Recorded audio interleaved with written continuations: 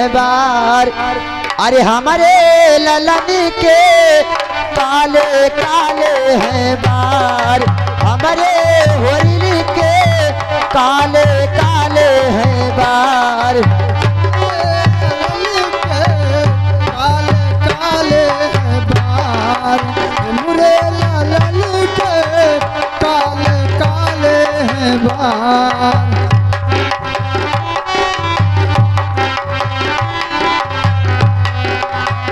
हमारे ललन के हमारे होली के, हमारे ललन के हमारे होली के काले काले हैं बार, हमारे ललन के काले काले हैं बार। हमारे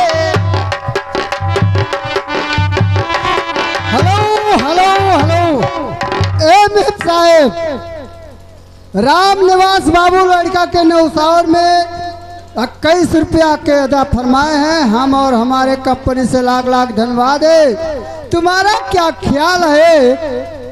हरे लड़का कैया जी हो महलों की रानी, लड़का कैया जी हो महलों की रानी। लड़का कई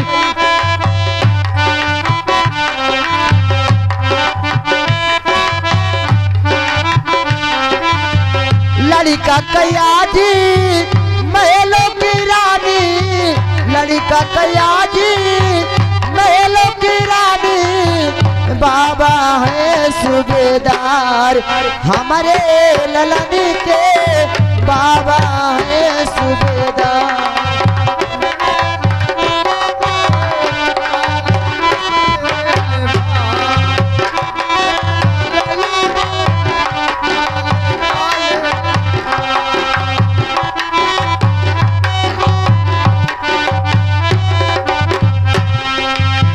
बाबा है सूबेदार, हमारे ललन के बाबा है सूबेदार, हमारे होली के बाबा है सूबेदार।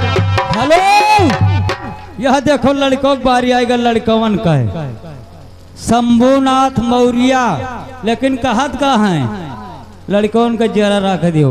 कहा था साइकिल पंचर हो गई बालू के रेत में और लड़की पंचर हो गई गन्ना के खेत में। लेकिन गन्नवा का है देवरा ढोली चटना बा।